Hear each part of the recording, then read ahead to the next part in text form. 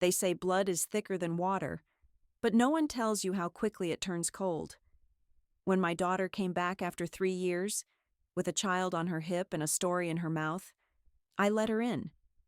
Not because I forgave her, but because I needed to know how deep the betrayal truly went, and whether I was strong enough this time to survive it. The knock came late in the afternoon, when the sun was sliding low behind the bare trees, and the front porch was lit with that weak, buttery glow that makes everything look softer than it is. I had just finished folding laundry, towels mostly, the ones I still wash every Sunday out of habit, even though it's just me now. The house was quiet, except for the hum of the fridge and the creak of my knees when I stood. I wasn't expecting anyone. No deliveries, no church ladies, no one from the library. The knock came again. 3 short taps, then 1 long. Like a pattern. Like a memory. I opened the front door, already bracing for the UPS man or maybe that teenager from across the street selling something I didn't need. But it wasn't any of them. It was her. Lauren stood there on the porch, her coat too thin for the Minnesota cold. One hand on the handle of a battered suitcase, and the other wrapped awkwardly around a little boy balanced on her hip. His cheeks were red from the wind, and his nose was running. He blinked up at me like I was a character in a story he hadn't been told yet. "Hi, Mom," she said, and her voice caught on the word like it was too sharp going down. I didn't know where else to go. I didn't say anything. My fingers gripped the edge of the door hard enough that I felt the old arthritis flare in my knuckles. It had been 3 years. 3 whole years of silence. No birthday calls. No Christmas cards. No apology. Just a hospital room, a concussion, a dislocated shoulder, and the name Lauren, muttered by a man in a ski mask, who'd kicked in my back door and demanded the deed to my house. "You remember Jamie?" she said quickly, like filling the space might make it easier. The boy looked about too. Big eyes. Same chin as her father. "I never met him," I said flatly. "But I remember hearing you were pregnant." She winced. Good. Let it sting. But then Jamie sneezed, a big snotty thing, and something old and bone-deep kicked in. I stepped aside. "Come in," I said, not kindly, just practically. Inside, I showed her to the guest room. Paul's old study. I'd cleared it out last spring, thinking I might turn it into a sewing room. Instead, I watched her wheel the suitcase across the rug he used to stand on barefoot, reading the paper with his coffee in hand. Jamie clung to her shoulder like a monkey. "I'll get some blankets," I muttered, heading down the hall. I didn't ask why she was here. Not yet. She settled in like someone used to crashing, like this wasn't the first couch or spare bed she'd landed on with a smile and a sob story. By the time I brought the extra comforter, Jamie was already asleep on the futon, thumb in his mouth. "Thank you," she whispered, brushing hair from her face. She still dyed it too dark, like she couldn't accept her real age. "Just a few days, I swear, until I figure things out." I nodded, but only once. "You hungry?" She smiled, hopeful. "Always." I reheated the chili I'd frozen last week. Lentils, ground turkey, nothing fancy. We sat at the kitchen table. She talked in a way that sounded rehearsed, about a man named Travis, how things got bad, how she'd packed up and left in the middle of the night. No forwarding address, no plan, just a suitcase and a kid. I stirred my chili slowly. "Why now?" She blinked. "What do you mean?" "You've had 3 years," I said, not raising my voice. 3 years since you disappeared. 3 years since 2 men broke into my house and beat me within an inch of my life. One of them said your name, Lauren. You remember that? Her mouth opened, then closed. For a second, her mask slipped. Not guilt, annoyance. But then she shook her head. I don't know what you're talking about. Of course not. We ate in silence after that. She picked at her bowl like it was something unfamiliar. When she got up to do the dishes, I watched her move. Still graceful. still fast, like someone used to thinking 2 steps ahead. That night, after she and Jamie went to bed, I sat on the living room couch with the TV on low, one of those home renovation shows with fake laughs and shiny kitchens. I didn't watch, I just listened. To the creaks upstairs, to the soft footsteps, to the way the pipes groaned when someone ran the tap. I didn't trust her, not for a second, but I wasn't ready to throw her out either. Not yet. Maybe it was the boy. Maybe it was that sliver of something in her voice when she said, "Mom." Or maybe, I hated to admit it, it was the part of me that wanted to know why she was really here, and what she'd come back to finish. The house was quiet the next morning, too quiet for a place with a toddler in it. When I came down to make coffee, Lauren was already in the kitchen, barefoot, her hair pulled up in a messy knot like she was auditioning for a second chance at motherhood. She had Jamie on her hip and was feeding him dry Cheerios from an old coffee mug. "You didn't have to get up," she said, chipper like we hadn't just revisited hell the night before. "I was gonna let you sleep." "I never sleep past 6, I said, moving past her to the coffee maker. I didn't offer to make her a cup. She acted like it was normal, like we'd always been this domestic. "Jamie loves it here. I think he likes all the space." It wasn't the space he liked. It was the quiet. No yelling, no slammed doors. I didn't say that out loud. By noon she was humming in the living room, stacking throw pillows like it was some kind of performance. Jamie was down for a nap. I pretended to be reading, but I was watching. Lauren didn't move like someone lost or scared. She moved like someone taking inventory. That night, when the house had gone still again, I pulled out the old flash drive I kept in the drawer beneath the silverware. It was labeled in Sharpie, "Backup, Cam/B." I plugged it into the ancient laptop I only used for banking and taxes, typed in the password, Paul's birthday, and waited. The footage was grainy, black and white, time-stamped. I clicked through hours of nothing, just the whir of the furnace and the flicker of trees through the windows. But around midnight, the feed from the downstairs hallway showed movement. Lauren, hair loose, barefoot again. She moved past the living room and into the basement, careful not to trigger the overhead light. The camera on the stairs caught her profile as she turned. Her eyes scanned the ceiling like she was looking for something, and then she disappeared into the shadows. I clicked to the feed in the basement. It took a moment to load. Then there she was, standing in front of the wall panel I'd had installed after the break-in. She crouched, ran her hand along the baseboard, pressed the release. The hidden cabinet slid open. My fingers curled into fists. She didn't take anything. Not yet. She just looked. The deed.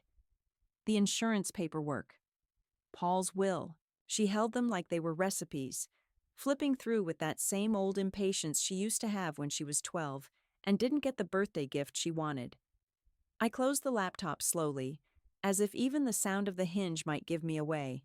Then I slid the flash drive back into its drawer, under the junk coupons and expired batteries. I'd already copied it once to an external drive, and hidden it in a mason jar in the freezer, right under the peas. The next morning, I made oatmeal. She came downstairs in my old robe like she'd always belonged in it. "I found the panel," I said casually, stirring raisins into my bowl.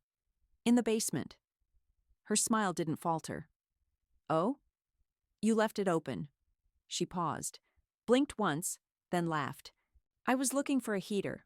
It was cold last night." "There's a space heater in the hall closet. Top shelf." She shrugged. "Didn't think to check. Sorry." She didn't say it like she meant it. She said it like someone testing the fences. The day passed in a kind of quiet standoff. She offered to clean the garage. I said no. She suggested cooking dinner. I cooked instead. Jamie, sweet thing, followed me from room to room, babbling about dragons and clouds, and asking if we could make cookies. "I only have oatmeal raisin," I told him. He said he loved raisins. That made one of us. Later, I sat on the front porch with a cup of weak tea, watching the neighbor's cat slink under the azaleas.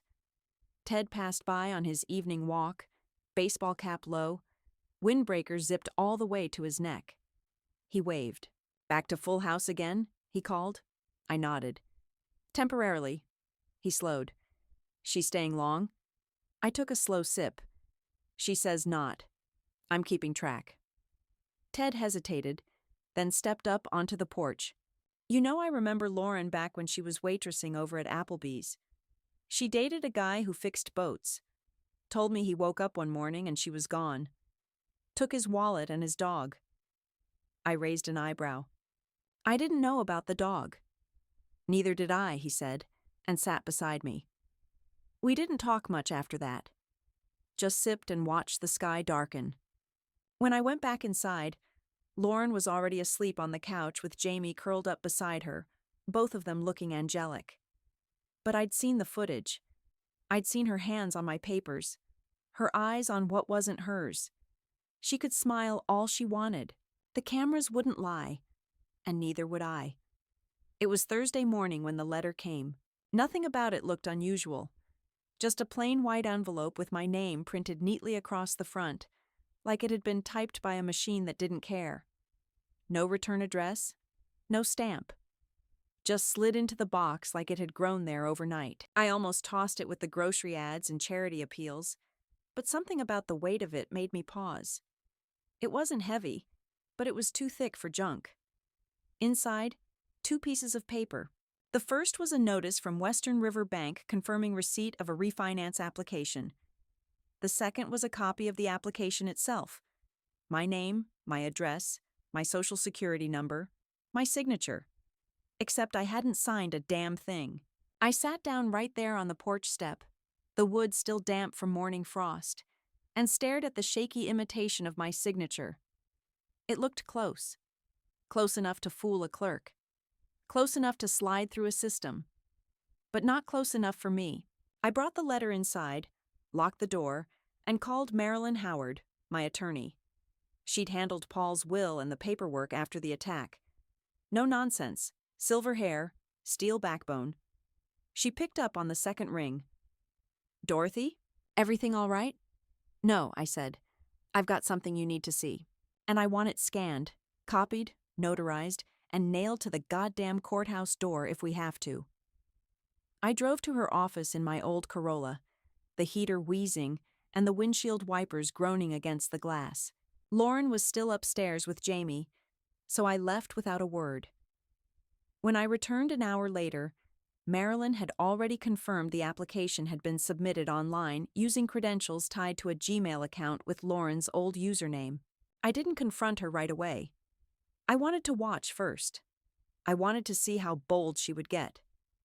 That afternoon, she cooked dinner. Pasta, garlic bread, salad from a bag. She set the table like it was some kind of peace offering. Jamie was chatty, sticky-fingered, and full of stories about dragons and sharks. Lauren smiled like she belonged.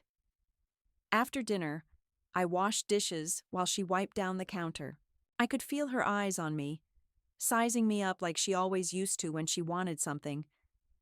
"You've been quiet lately," she said. "Just thinking." "About?" "Why you really came back." She didn't miss a beat. "Because I needed help. Because I didn't have anywhere else to go. Because you're my mother." "Uh-huh," I said, drying the casserole dish. "And what about my house? You want that too?" She laughed. Too quickly, too loud. "What? Number, of course not. Why would you even say that?" I turned to face her. "Because someone just tried to refinance it out from under me. Using my name, my numbers, my signature." Her face paled, but only for a second. Then she tilted her head, all innocence. "You think I did that?" "I think someone with access to my papers and a reason to run might have." She scoffed and walked out of the kitchen, muttering something about paranoia and control issues. Later that night, I found Jamie in the hallway, sitting cross-legged with one of my photo albums open on his lap. He pointed at a picture of Paul. "Who's that?" "That's your grandpa," I said, kneeling beside him. He was a good man. Mom says you don't like anyone. She say that? He nodded. She says you're mean and old and don't share. I kissed the top of his head. Well, your mom's not always right. That weekend, Ted dropped by with an old toolbox I'd lent him. While we stood in the garage, I told him about the refinance application. She's ramping up, he said, frowning. You gonna file charges? Not yet. I need more. He hesitated, then pulled something from his coat pocket. A business card worn at the edges. You ever hear of a guy named Zach Davison? No. He's local. Used to be in some kind of startup with Lauren. Landscaping app or something. She drained his savings and vanished. He's been asking around. Heard she was back in town. I took the card, turned it over. A cell number and a Gmail address. Why's he looking for her? Because she owes him. Bad. And he thinks she might be trying the same game again. With you. I didn't say anything. Just folded the card and slid it into my sweater pocket. That night, I waited until the house was still. Lauren was in the guest room, Jamie curled beside her. I opened the laptop again, checked the camera feeds, scanned the motion logs. Nothing new. Nothing obvious. But the damage wasn't going to come through the front door this time. It was coming through the cracks, through paper, through systems, through names written where they didn't belong. I didn't sleep much. And when I did, I dreamed of water flooding a house while someone else changed the locks. The next morning, I brewed coffee before the sun was up, moving slow, listening to the creaks in the walls like they could tell me what was coming. The frost had crept across the kitchen window overnight, etching out lines like spider webs, delicate and dangerous. I felt the same way. I'd spent the night thinking about Zach Davison, about that business card folded in my sweater pocket. I called him before 7, figuring if he was anything like me, burned and bruised, he'd be up early. He answered on the second ring. Zach, this is Dorothy, I said. Lauren's mother. Silence, then a low whistle. Ma'am, he said carefully. You okay? That's still being determined. We met later that day at the public library, in one of the back rooms where they used to hold genealogy workshops. Zach looked to be in his late 30s, dressed too neat for a man still bitter. He handed me a printed packet, emails, text screenshots, wire transfer receipts. I didn't ask how he got them all. I didn't need to. In the emails, Lauren used a burner account, same username as the one tied to my fake refinance application. She talked to someone listed only as DC. They discussed controlling the asset, intercepting legal authority, and, this part chilled me, removing the old woman if necessary. That last one was dated 2 weeks before she showed up on my porch. She nearly bankrupted me, Zach said, sold me on some eco-landscaping scam, cleaned out my account, and vanished. I didn't even care about the money, not after what she said she'd do if I went to the cops. She threatened you?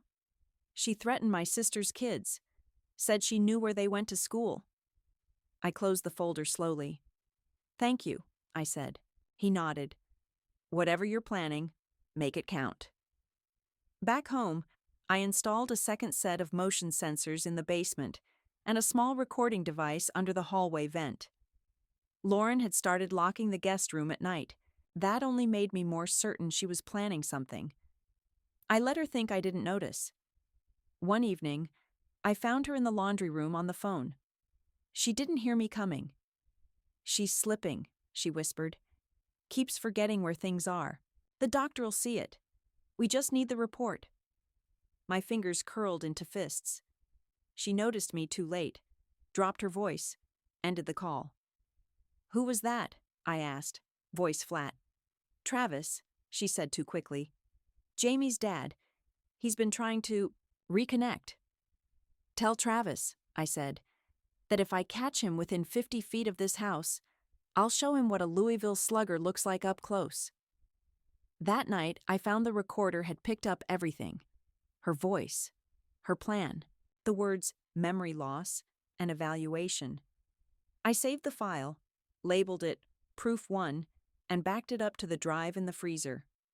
But it wasn't over. The next day, Child Protective Services showed up on my doorstep. The agent was young, polite, and clearly uncomfortable.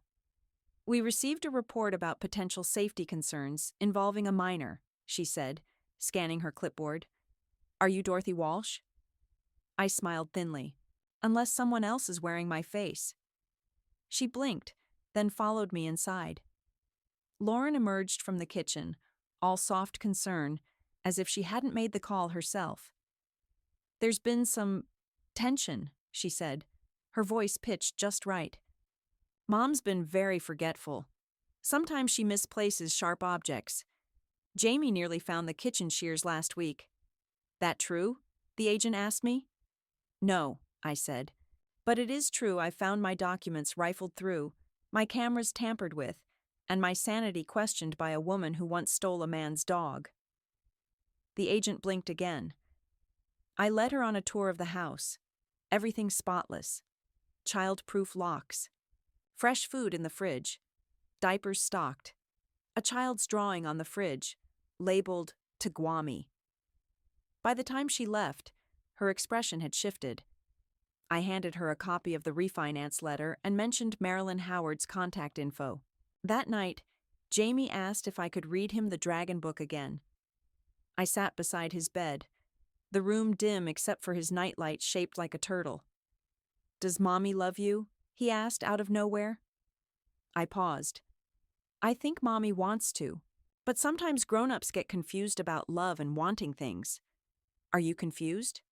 "No, sweetheart," I said. "I'm very clear." When I left his room, I walked down the hall and opened the guest room door with the skeleton key I'd kept in the cleaning closet. Inside, under the mattress, was her old tablet. Unlocked. Foolish. She must have factory reset it at some point, but the cloud backup was still linked. I opened it. Messages. To DC. "Next week. She's losing track. Once we get the doc's signature, we can file conservatorship and shift the deed. She won't even know what happened." "Just don't wait too long," came the reply. "The old lady's tougher than she looks." They were right, and they were about to find out just how tough. It was a Tuesday morning when I walked into the county courthouse, folder clutched tight under my arm, dressed in the same navy suit I wore to Paul's funeral. I hadn't stepped foot in that building since the burglary trial 3 years ago, the one that ended with nothing but insufficient evidence and a wave of polite regret from the DA's office. But this time, I came prepared. Lauren had filed a petition to initiate conservatorship, claimed I was slipping, confused, unable to manage my affairs. She had a doctor's evaluation attached, a man I'd never met. I read the report the night before, sitting in the kitchen with the overhead light buzzing, a knot in my stomach. According to him, I was exhibiting signs of cognitive decline and showed impaired decision-making. I laughed out loud when I read that last line. Then I cried. But not for long. The courtroom smelled like old paper and cold air. Lauren sat on the opposite bench, dressed in a soft pink blouse, hair pulled back in a loose braid. She looked like a woman who taught Sunday school, not someone who tried to stage a hostile takeover of her own mother's life. Jamie wasn't with her, probably with some neighbor or sitter she barely knew. My lawyer, Marilyn, stood beside me, composed, precise, the kind of woman who sharpened her pens before trial. The judge, an older man with kind eyes and a reputation for zero tolerance, glanced through the paperwork, then motioned for Lauren's lawyer to begin. They painted me as unstable, paranoid, forgetful. Lauren dabbed at her eyes as the attorney described my increasingly erratic behavior. They introduced the doctor, a thin man with watery eyes and a clipped accent. Claimed he'd interviewed me 2 weeks ago. I raised my hand. "Your Honor," I said, "I've never met that man in my life." The judge tilted his head. "Is that true?" The doctor adjusted his tie. "Mrs. Walsh may not remember, which would support—" "She remembers just fine," Marilyn interrupted. She handed over a small digital recorder. "May I present Exhibit A? A conversation recorded in Mrs. Walsh's home." Play timestamp 34 minutes, 27 seconds. The courtroom quieted as Marilyn pressed play. The doctor's voice, unmistakable, crackled through the speaker. It'll be easy. You just sign off, say she's losing time, and we'll shift the title through the conservator paperwork. You'll get the house, and I'll get my bonus. Gasps. The judge raised his eyebrows. Lauren's face drained of color. The judge leaned forward. Miss Walsh, care to explain this? Lauren stammered. It's been edited. She's faking it. Marilyn handed over a second exhibit, raw data logs from the recording device, verified by a technician. Then came the final nail. I stood up, slow and steady, and pulled out the folder from under my arm. Inside, printed screenshots from Lauren's tablet, text messages with DC, full transcripts, names, dates, discussions about pushing the old woman over the edge and keeping the kid long enough to claim dependency benefits. The judge reviewed the pages in silence. He tapped his pen once, twice. We're suspending this hearing. Miss Walsh, you are now under investigation for fraud, perjury, and conspiracy to commit elder abuse. Court officer, please detain the witness for questioning. Lauren leapt up. You can't do this to me. She's manipulating everything. She's sick. She's evil. Enough, the judge said. His voice didn't rise. It didn't need to. 2 officers escorted her out as she cursed over her shoulder. Her lawyer sat frozen, eyes on the floor. After the hearing, I stepped outside into the biting cold, the sky the color of wet steel. Marilyn touched my shoulder. You were magnificent, she said. I was angry, I replied. Still am. We drove straight to Family Services. Jamie's case had been opened after Lauren's stunt with Child Protective. That day, I handed over every document, every recording, every conversation. The agent, a woman named Gwen, took it all with quiet efficiency. Within 48 hours, I was granted temporary custody. Jamie arrived that evening with a duffel bag and a half-eaten apple, clinging to a caseworker's hand like a baby bird blown off course. I knelt to his level. You hungry? I asked. He nodded. Good. I made macaroni, the kind with extra cheese. He smiled a little. That night he fell asleep in my bed while I sat beside him with an old quilt pulled up to my chin. He looked peaceful, unbruised by the war he never asked to be part of. I watched him breathe and thought, she may have tried to steal everything, but this boy, this breath, this peace, she'll never have again, and she'll never get another chance. The house was quiet now in a way it hadn't been in years. Not the tense kind of quiet, the kind that presses against your chest and makes every footstep sound like a warning. No, this was the kind of silence that let you breathe. That gave you space to think without preparing for the next blow. Lauren was gone. The court placed her under pretrial supervision pending her fraud and abuse charges. No more pink blouses, no more fake smiles, just court dates and subpoenas and a mountain of evidence she couldn't explain away. Jamie stayed. It wasn't official at first, just temporary custody. But no one fought it. I enrolled him in preschool, made appointments with a pediatrician, even got him a library card. He liked Storytime, especially when the librarian did funny voices. Every morning before class, he asked me to make his sandwich into the shape of a dinosaur. I did it every time, even if it looked more like a bat with scoliosis than a stegosaurus. At night, we read 3 books, never 2, never 4. Always 3. I let him pick them, even when he chose the same dragon book for 2 weeks straight. I learned every word by heart. He started calling me Mama Dot. I never asked him to. He just did.